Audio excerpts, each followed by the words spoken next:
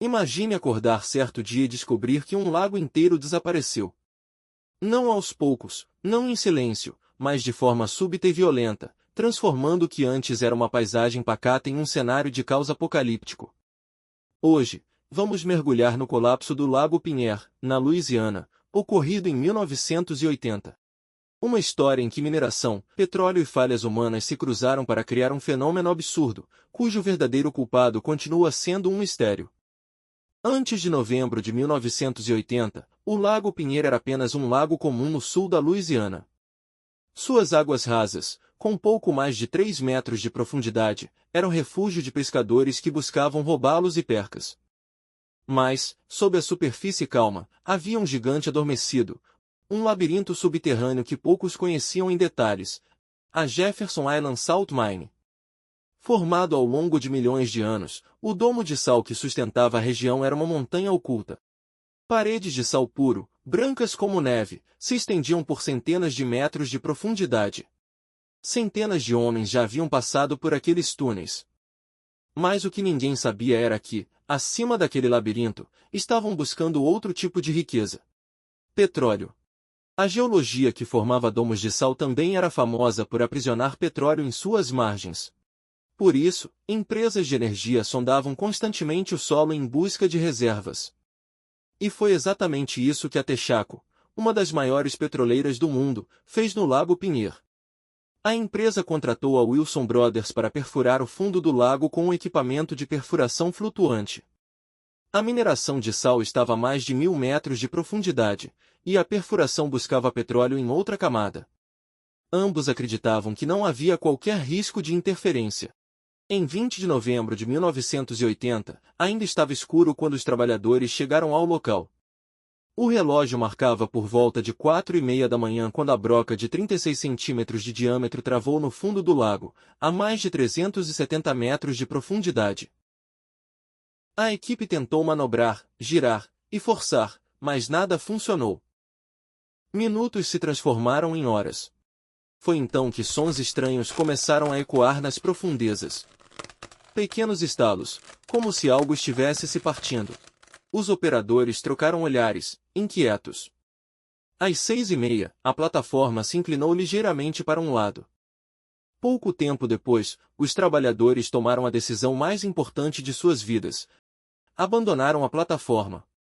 Às 7:25, a estrutura metálica de centenas de toneladas guinchou, rangeu e afundou, desaparecendo em um lago que tinha, em média, apenas 3 metros de profundidade. Parecia impossível. Mas era só o começo. Enquanto a plataforma sucumbia à força invisível, no subterrâneo, no coração da mina de sal, o experiente eletricista Junius Gaddison percebia algo estranho. Ele estava a 400 metros abaixo da superfície quando ouviu barulhos abafados. Pelos corredores frios, uma fina corrente de água lamacenta começou a escorrer.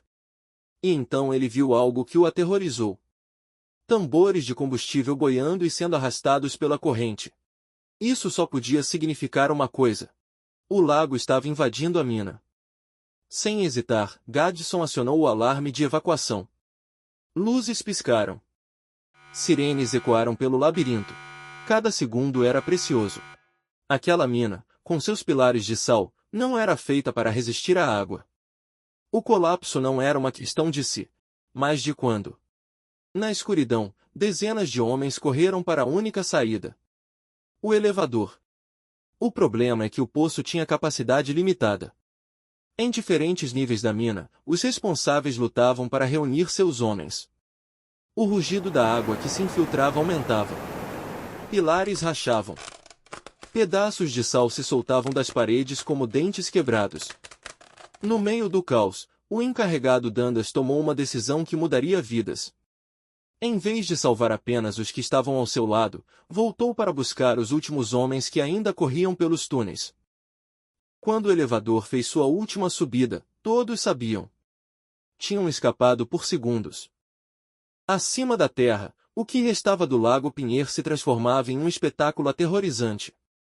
O que tinha começado como uma pequena corrente, virou um redemoinho. Um vórtice colossal abriu-se no centro do lago. Era como se alguém tivesse puxado o ralo de uma banheira, mas em escala apocalíptica. Um rebocador lutou com todas as forças para escapar, mas foi arrastado para a boca do abismo. Árvores inteiras tombavam, tragadas como se fossem gravetos. Em poucas horas, 26 hectares de terra desapareceram. A paisagem mudava diante dos olhos perplexos da população local. Então aconteceu o espetáculo mais surreal. Um geyser de 120 metros explodiu do chão, cuspindo água e ar preso do interior da mina. Mas a destruição não parou por aí. Logo depois, o impossível aconteceu. O canal del Cambre sempre correu em direção ao Golfo do México, levando a água doce do lago até o mar. Mas, com o vazio criado pelo colapso, a correnteza foi invertida.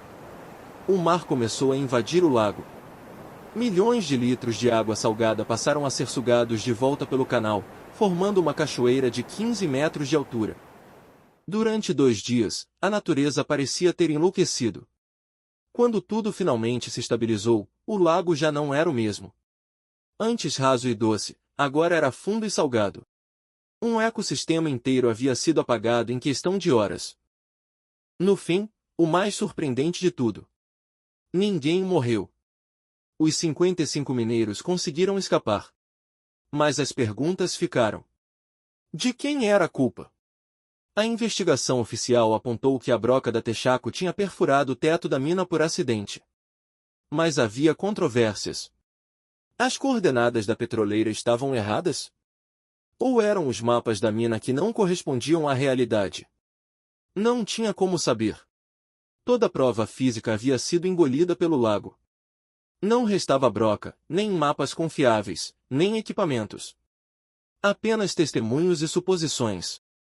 No julgamento, a Texaco e a Wilson Brothers aceitaram pagar indenizações de mais de 40 milhões de dólares. Mas o mistério nunca foi totalmente resolvido. Hoje, mais de 4 décadas depois, o Lago Pinheiro continua lá. Mas não é o mesmo. Está mais fundo, mais escuro, e mais salgado. O que aconteceu naquela manhã de novembro de 1980 continua sendo um dos desastres mais bizarros da história moderna. Uma mistura de falha humana, pressa industrial, e forças incontroláveis da natureza. No final, o Lago Pinheiro nos lembra de algo essencial. Por mais que a humanidade tente dominar a natureza, basta um pequeno erro para mostrar que estamos sempre à mercê dela. Se você gostou dessa história, não esqueça.